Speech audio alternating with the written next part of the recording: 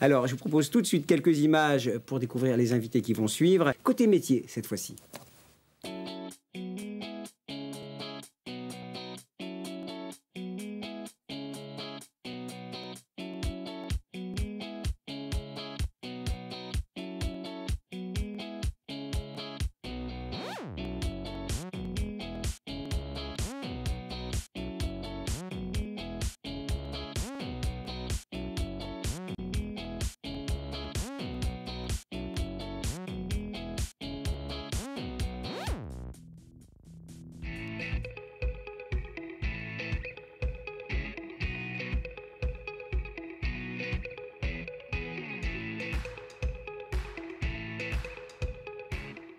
Sport et entreprise, et je pense que c'est vraiment la particularité du challenge. En parallèle des tournois, il y a des forums et des stands sur lesquels on peut rencontrer différentes entreprises. On a des mini-entretiens qu'on est sûr d'avoir un retour direct en fait de la présentation qu'on fait de notre CV. C'est super intéressant parce que justement on n'a pas beaucoup d'événements comme ça qui sont à la fois sérieux et où après voilà, il y a un côté plus sportif et un peu plus fête entre écoles. Je suis ici sur le challenge des grandes écoles pour essentiellement rencontrer des entreprises et essayer de décrocher un contrat en alternance. Ça permet à plein d'élèves de venir découvrir les entreprises.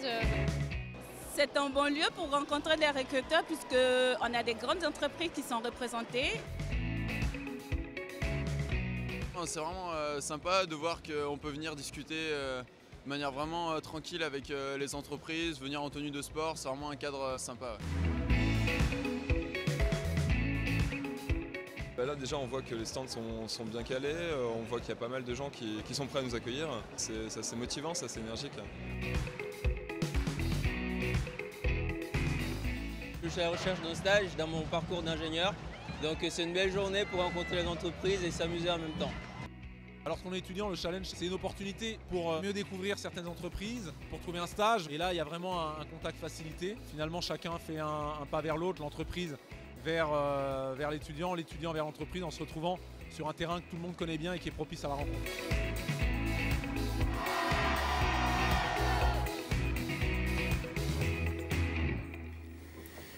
Alors franchement, si vous cherchez un job, si vous cherchez un stage, le challenge du monde des grandes écoles au Stade Charletti, alors je le répéterai 3 ou 4 fois durant l'émission, c'est le 10 juin, et ce sera l'occasion durant une sorte de salon à côté des épreuves sportives de rencontrer des grandes entreprises. J'ai la chance, le plaisir et l'honneur d'avoir à mes côtés Anne Mornay de la société Generali. Vous êtes directrice emploi et diversité. Bonjour. Bonjour. À côté d'elle, Laure Magret, vous êtes de la Gardère. On est bien d'accord, directrice déléguée au développement RH, groupe. Vous avez tenu au mot groupe et je l'ai dit, en face de moi, Franck Dormont, le directeur de la communication de la Grande École de Commerce, Audencia. Bonjour Franck. Bonjour. Une petite question rapide. Laure, les chiffres clés du recrutement chez la Gardère? Alors, la Gardère, donc on recrute sur nos 4 branches. Aujourd'hui, 1500 stagiaires par an et 600 alternants.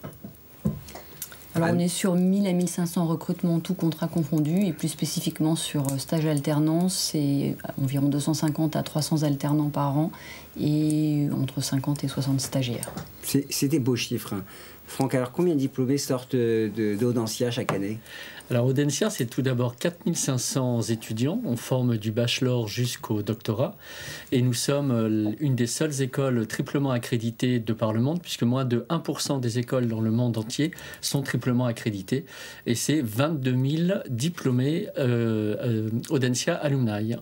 Ben c'est pas mal, hein, triplement accrédité. Belle réussite pour cette école de Nantes qu'on connaît déjà depuis longtemps. Alors, on va commencer par Anne. J'ai mon conducteur sous les yeux. Anne, c'est à vous. Voilà. Très bien. Anne, alors, chez Generali, le monde de l'assurance est encore un peu à découvrir, j'allais dire, chez les jeunes diplômés, ou à redécouvrir chez les jeunes diplômés. Oui, je dirais à redécouvrir, parce que c'est vrai, bon, l'assurance, je pense qu'on a tous une vision un petit peu d'un monde poussiéreux, qui ne bouge pas beaucoup, plutôt vieux, avec voilà, pas mal de contraintes techniques, financières. Et aujourd'hui, c'est au contraire un monde qui se transforme énormément. que ce soit effectivement, on dit un monde vieux et poussiéreux parce que il y a eu beaucoup de départs à la retraite et ça continuera les années qui viennent. Donc on a des vrais enjeux de relève générationnelle avec du coup l'embauche de nombreux jeunes via les stages et l'alternance dont on a parlé, mais aussi ensuite à l'issue de ces contrats en contrat à durée indéterminée. Donc cette relève générationnelle, on va dire, met du sang neuf. Et puis après, on a des modes de fonctionnement nouveaux, des projets importants d'entreprise, y compris de transformation digitale, qui est voilà, un maître mot aujourd'hui dans l'assurance. On précise quand même que l'assurance, c'est un secteur majeur en France de l'économie française, parce qu'on peut avoir une image poussiéreuse, mais ça reste un secteur extrêmement pourvoyeur d'emploi. 12 000 par an. 12 000 par an de richesse, ça marche plutôt bien, et des leaders mondiaux. C'est vrai qu'on se place plutôt bien quand on parle d'assurance. Et d'ailleurs, Generali fait partie des leaders mondiaux. C'est le troisième assureur européen. Tout cela est préparé, évidemment. Je voulais qu'Anne me le dise. Alors, votre image est en décalage, parce qu'il y a des métiers passionnants quand même dans l'assurance. Je crois que c'est ça le maître mot de toute la communication auprès des gens. Là aussi, oui, on le disait, l'image est peut-être un petit peu faussée, parce que quand on parle d'assurance, on pense tout de suite à des mots un peu barbares, des actuaires, des souscripteurs, de la gestion de sinistres, de l'indemnisation. Alors qu'en fait, voilà, les métiers, c'est aussi beaucoup de métiers beaucoup plus modernes, entre guillemets, même si les actuaires et les souscripteurs évoluent aussi sur le plan des compétences. J'ai des belles carrières actuaires. Faut être actuaire, parce que c'est hyper technique. Et on est d'accord, donc ça reste très compliqué. Ils sont très très bien payés. Je vous confirme, ils sont très très bien payés. Maintenant, il y a d'autres métiers qui payent aussi très bien dans notre secteur. Et donc aujourd'hui, c'est vrai que voilà, les métiers sont aussi des métiers de demain, avec des data scientists, des community managers, enfin des métiers dont on parle finalement dans des entreprises qui semblent plus modernes que celles de l'assurance. Et puis après, il ne faut pas oublier que l'assurance, c'est aussi tous les métiers qu'on peut trouver dans toutes les entreprises, donc on l'oublie trop souvent, qui sont entre autres des métiers de fonction support. Et aujourd'hui, on a 50% de nos recrutements qui touchent finalement des jeunes qui ne font pas des études d'assurance ni d'actuariat sur des fonctions à l'informatique, à la RH, au marketing, et donc qui offrent aussi des belles opportunités de carrière. Le profil et là aussi, vous mixez, vous êtes pour la diversité. La preuve, avec l'alternance, vous êtes déjà sur un principe de diversité important. Exactement. Donc, les profils, on va de bac à bac plus 5, donc en stage en alternance. C'est à peu près 60% de nos recrutements sur du bac plus 4, bac plus 5. Et aujourd'hui, on a à peu près presque 10% même qui sont à niveau bac. Le reste étant des préparations de bac plus 2 ou bac plus 3. Université et grandes écoles. Et grandes écoles. Ils aiment l'assurance, Franck, les jeunes de Dancia. Ils aiment l'assurance, c'est pour ça qu'on a créé un institut de la finance au sein d'Audencia Business School, qui est la 6e école de France au classement SIGEM, de façon justement à leur montrer les opportunités qu'ils peuvent avoir dans la banque et dans le monde de l'assurance. Ah bah voilà, chez Generali, la rencontre est faite. Et d'ailleurs, c'est une école avec laquelle nous travaillons. Absolument. Ah bah d'accord, mais je vous laisse. Laure. Oui. Lagardère, on connaît Lagardère, mais quand vous allez découvrir ce qu'il y a chez Lagardère, je crois qu'on va tous rêver un peu. C'est ça. N'est-ce pas? Alors, j'essaye de vous faire, je vais vous faire rêver parce qu'effectivement Lagardère, c'est beaucoup de marques emblématiques. En fait, le groupe Lagardère, c'est un groupe français, mais très international. On est implanté dans 40 pays sur 4 continents. Et en fait, on est organisé autour de 4 branches d'activité. On commence par Lagardère Publishing, qui est beaucoup plus connu sous le nom de Hachette Livre, qui est le premier éditeur français, troisième éditeur mondial. Alors, on donne quelques marques quand même, parce que... les marques, c'est tout le monde connaît, Larousse, Hatier, Lattès, Grasset, Astérix, Marabout. Voilà, et ça, c'est toute petite partie de ce que recouvre le groupe Hachette Livre. Alors... Là, c'est pas Hachette Livre. C'est pas Hachette Livre, d'accord, c'est à côté. Non, le L, c'est Lagardère Active. Ah oui, d'accord. La branche Lagardère Active, qui est la branche média du groupe Lagardère. Voilà. Alors, donc on a fait l'édition. Voilà. Donc Lagardère Active, vous avez, donc je continue. Le L. Le L, donc tout ce qui est média en France, audiovisuel, avec... des radios télé, Europe 1, RFM, Gulli, en chaîne télé, tout ce qui est production audiovisuelle aussi. En fait, on est leader en France sur la production audiovisuelle avec des magazines comme C'est dans l'air et autres, et des séries télé que vous connaissez tous comme Joséphine en Gardien, par exemple. Je connais très bien. Franck, tu regardes Joséphine Ordiana, bien entendu. Absolument. On est également... Lagardère Active, c'est également une partie digitale avec des sites internet comme Doctissimo. Très gros site de santé, gros site gros site internet et la presse que vous avez cité avec des marques très fortes comme Elle, Paris Match, Arrêt Décoration. On a passé tout le monde en revue, non? Ça, c'est Lagardère Active. D'accord. Voilà. Et après, vous avez 2 autres branches qui sont assez importantes également, qui est Lagardère Travel Retail. Aujourd'hui, Travel Retail, c'est ce qu'on appelle le commerce en zone de voyage. Ouais. Donc, gare, aéroport, et c'est notamment les boutiques relais que vous connaissez tous. Et, essentiel pour la diffusion de la presse, d'ailleurs. Voilà, essentiel pour la diffusion de la presse. Et on est également, donc ça, c'est ce qu'on appelle le Travel Essentials. Mais vous avez également le duty free dans les aéroports, avec des magasins sous marque propre et sous marque licence. Et vous connaissez sans doute Aéroport de Paris by Paris. C'est une joint venture qu'on a, et on a donc du coup tous ces magasins. D'accord. Voilà. Et cette branche-là est très internationale. Et enfin aussi. Et enfin, Lagardère Sports and Entertainment, qui est là une agence qui gère du marketing sportif, sponsoring, diffusion. Qui a des sportifs de très haut niveau sous contrat. Bah oui. Également, représentation d'athlètes. Tout à fait. Et puis la partie divertissement avec la gestion de salles de spectacle, comme le Casino de Paris et les Folies Bergères. Rien que ça. Voilà. Moi, je pense que beaucoup de jeunes voudraient... Alors, d'abord, est-ce qu'on choisit? Comment on fait? Alors, c'est compliqué parce qu'on postule dans les enseignes, au niveau des marques, on postule chez vous? On est un groupe très décentralisé dans sa gestion, parce qu'en fait, nos métiers sont tellement différents qu'on ne peut pas centraliser au groupe les recrutements de nos entités. En fait, on se qualifie souvent un peu de groupe de PME, parce qu'on a des petites entités qui fonctionnent à 50, d'autres à 150, d'autres à 300.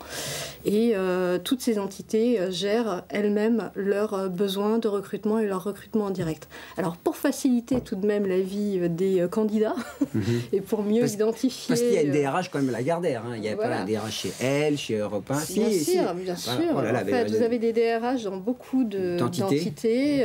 Vous avez un DRH par branche et des DRH par filiale, en fait. Ouais, d'accord. Parce que, on peut vous écrire quand même pour essayer de... C'est le point d'entrée, quand même, je recommande.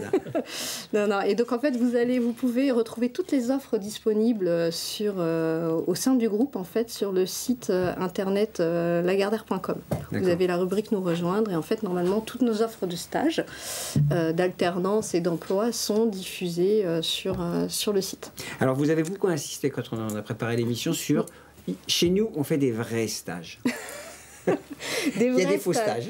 Non, il n'y a pas de faux stages, mais c'est vrai que ce qui ressort des retours des étudiants qui passent en stage au sein du groupe Lagardère, quelle que soit l'entité, c'est le retour qu'ils nous en font, c'est de dire on a eu des vraies responsabilités, on a eu une variété de missions très importantes, et ils ont eu l'impression d'avoir une mission très professionnalisante. Et en général, comme vous êtes dans des métiers un peu passion aussi, c'est des univers... passion, et de fait ils ont envie souvent de revenir. Et pour nous, le stage aujourd'hui dans beaucoup de nos entités, c'est aussi la porte d'entrée vers un emploi futur. On n'a pas d'énormes enjeux de recrutement, on ne dira jamais comme d'autres, on va recruter tant de personnes, mais de fait on a des besoins fréquents tout de même de recrutement, et ces recrutements on les fait beaucoup via nos stagiaires. Et en plus, c'est un secteur peut-être qui ne recrute pas aussi massivement, mais qui a commencé des révolutions majeures comme la digitalisation, un peu en avance de phase par rapport à d'autres secteurs, parce que vous étiez obligé. Contraint par les nouvelles technologies, la digitalisation est en marche depuis de nombreuses années dans le groupe, que ce soit sur la presse, l'édition et même le travail retail. Digitalisation, c'est fondamental dans les écoles de commerce. C'est pour ça que dans tout le cursus que reçoivent nos étudiants, il y a effectivement une partie au niveau du digital, de façon à ce qu'ils puissent préempter ces nouvelles notions. Et on a également, dans le cadre de notre alliance avec Centrale Audencia ENSA, travaillé sur l'hybridation des compétences, de façon à que nos managers peuvent également faire des cours d'ingénieurs et peuvent également suivre des cours au niveau de l'architecture. Alors vos jeunes, eux, ils n'ont pas de problème pour s'insérer sur le marché de l'emploi. On savait le patron de Centrale tout à l'heure, Centrale Supélec, je crois que parmi les grandes écoles... pour aller dans les boîtes historiques, ils ont des ambitions, des envies très différente et très Je rejoignais tout à fait par rapport à la table ronde de tout à l'heure, c'est qu'il parlait effectivement que les ingénieurs devaient être également un peu managers, donc je suis totalement en phase avec ce qu'il disait. Et pour répondre à votre question, concernant les jeunes, quand ils sortent sur le marché de l'emploi, 90% des jeunes qui sortent, en tous les cas d'Audencia Business School, trouvent un emploi 2 mois après leur sortie de l'école, dont 57% à l'international. C'est pour ça qu'Audencia Business School se développe beaucoup également à l'international. Alors, ce qui est très important dans votre perspective, dans votre conception de l'insertion professionnelle, c'est le stage. Vous m'avez dit, le stage, c'est le point d'entrée central, et plutôt de longue durée. Plutôt de longue durée, et un stage à l'international obligatoire. C'est vraiment, je rejoins tout à fait ce que vous disiez, c'est vraiment la première porte d'entrée vers le monde du travail. N'oubliez pas qu'on travaille avec des générations Z maintenant, et qu'ils veulent vraiment vérifier l'entreprise dans laquelle ils vont travailler pour vérifier qu'ils soient compatibles avec. Mais c'est des deux côtés, c'est-à-dire qu'il y a une recherche de l'entreprise, mais il faut que l'entreprise leur apporte également. Ils sont exigeants, quoi. Ils sont exigeants. J'ai une question qui est... Oui, je vous rappelle, vous pouvez poser des questions sur le hashtag CDMGE et sur notre page Facebook du CDMGE. Ah oui, est-ce que le processus de recrutement pour un stagiaire, vous allez me répondre, vous deux, Anne, est le même que pour un emploi en CDI, par exemple? Oui, en fait, nous, on veut un processus simple et qui sera le même dans tous les cas de figure, c'est-à-dire qu'il y a un entretien au niveau de la RH, et ensuite 1 ou 2 parfois entretiens avec le ou les managers. Et voilà, le processus est simple pour être court et le plus rapidement possible pouvoir donner une réponse, qu'elle soit positive ou négative, aux candidats. Mais c'est la même chose que ce soit un CDI, on attend la même chose. Ils sont préparés d'ailleurs, vous qui sont... Ils sont suivis soit par le programme Grande École, soit par le pôle carrière d'Audencia Business School, de façon à ce qu'ils puissent aller dans l'entreprise dans laquelle ils souhaitent, et ensuite aller vers le job vers lequel ils souhaitent. Donc on essaye effectivement de les orienter vers l'entreprise vers laquelle ils ont des attirances. Le stagiaire, il est recruté, il y a une vraie émission, on va dire. Est-ce qu'il est recruté comme un CDI? On a des processus de recrutement qui sont assez courts, quels que soient les postes au sein du groupe, pour les emplois CDI, CDD ou les stagiaires et alternants, et c'est à peu de choses près le même dans toutes les branches. Vous avez normalement un entretien avec le RH et un entretien avec l'opérationnel qui recrute. Pour le stagiaire, souvent c'est même un peu plus court, parce qu'il y en a quand même beaucoup des stagiaires qui sont recrutés. Donc souvent c'est l'opérationnel qui reçoit, qui fait sa sélection, et le RH qui valide.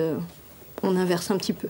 Alors, Anne Mornay, pour généraliser le monde de l'assurance, comment on fait pour casser des images ou des idées reçues? Parce qu'on aura peut-être un échange avec Franck.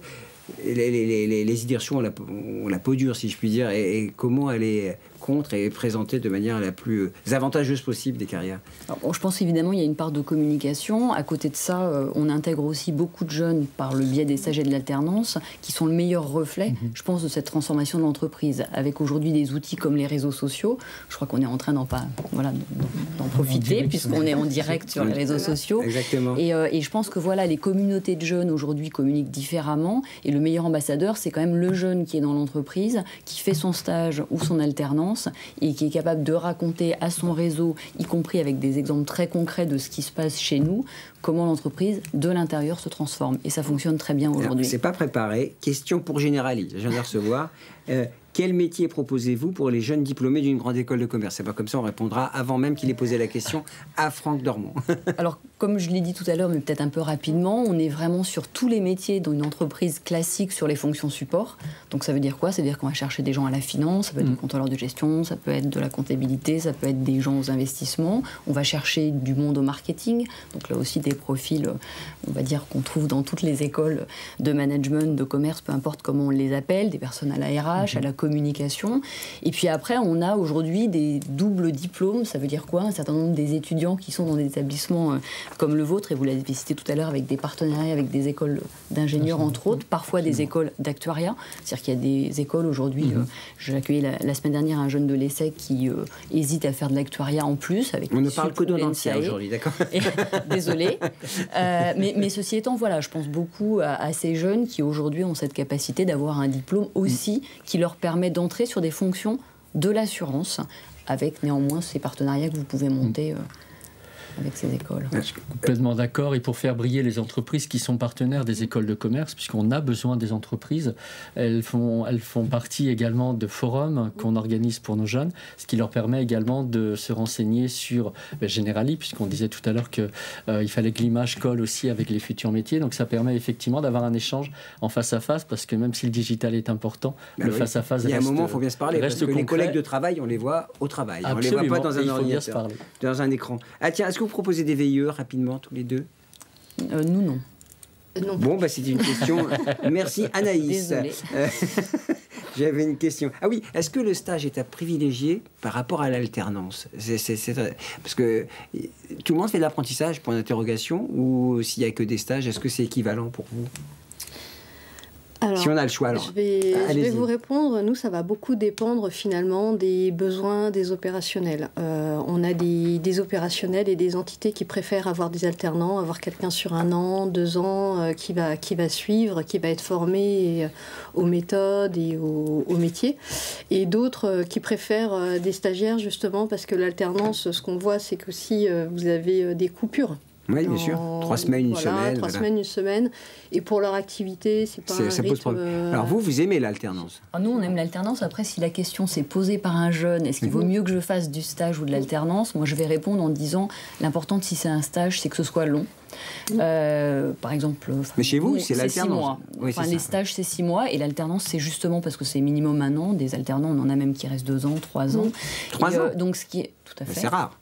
En fait, ils poursuivent. Par exemple, on a des jeunes qui arrivent en BTS en disant, moi, je veux faire un BTS, après, oui, je cherche en CDI. Et puis, finalement, ils vont faire une licence. Parfois même, on les amène jusqu'à du bac plus 5. Mais, ma vie d'alternant, 5 ans. Non, mais ce qu'on cherche vraiment chez Generali, c'est des gens qui vont s'intégrer dans l'entreprise et qui ont une vraie expérience professionnelle. Et même si on ne les conserve pas, parce que c'est 25% de nos alternants, en gros, qui restent, c'est 25% de nos recrutements en CDI, l'engagement qui est pris. Il se trouve que depuis 2-3 ans, ça correspond à 25% des alternants qui restent chez nous. On les accompagne dans leur recherche d'emploi, y compris en dehors de l'entreprise Generali. Et ce qu'on veut, c'est qu'ils soient employables. Et pour qu'ils soient employables, l'alternance nous semble le meilleur moyen, ou le stage, en tout cas, long. Donc mais de toute façon, le taux d'insertion pour un apprenti, si j'ai bonne mémoire, c'est de 80 à 90%. Au sein même de l'employeur qu'il a conservé 1 ou 2 ans, ou après. Enfin, je crois que je crois que c'est un bon biais. J'ai à peu près les mêmes statistiques, en tout cas dans ce qui concerne les écoles de management ou les écoles d'ingénieurs ou les universités bac plus 5, on a effectivement un taux de transformation dans l'entreprise ou chez une entreprise voisine qui est très très important quand on sort d'alternance.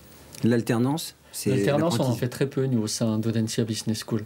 Par contre, pour revenir sur la qualité des stages que l'on propose à nos étudiants, on les rentre sous le label C4B, Competencies for Business, de façon à ce que même leurs stages leur permettent c'est l'alternance en réalité. Il faut 6 mois et puis ils reviennent à l'école. C'est 6 mois, parfois une alternance comme une autre. 6 mois, parfois 1 an, et le stage à l'international qui est obligatoire. Puisque maintenant, le monde change et il faut qu'ils aient vraiment tous les outils par rapport aux futurs métiers qu'ils vont exercer demain. Tout le monde ne doit pas avoir fait un stage à l'international pour entrer chez vous quand même. Alors chez nous, ce n'est pas une condition sine qua non, parce que s'ils ont fait de l'alternance, ils ne sont pas forcément partis à l'étranger. Maintenant, c'est sûr que la dimension internationale, Generali, c'est 75 000 collaborateurs dans 60 pays. Donc la perspective après de faire une carrière à l'international est réelle. On propose des passerelles dans les autres pays.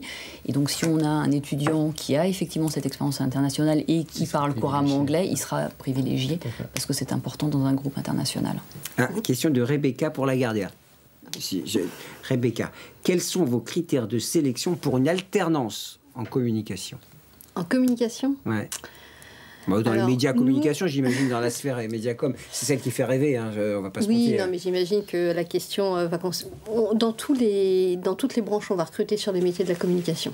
Donc aujourd'hui, nous, ce qu'on attend d'un étudiant, c'est qu'il soit créatif dans la com, audacieux, en capacité de proposition, autonome, qui soit spontané, vrai, et que on n'a pas d'autres critères que ça. C'est beaucoup de la personnalité. C'est la personnalité, oui. Après, forcément, on va aussi dans la communication, il y a aussi la dimension école-université. On recrute, sur les stages et alternance, ce sera des bac plus 4 plus 5.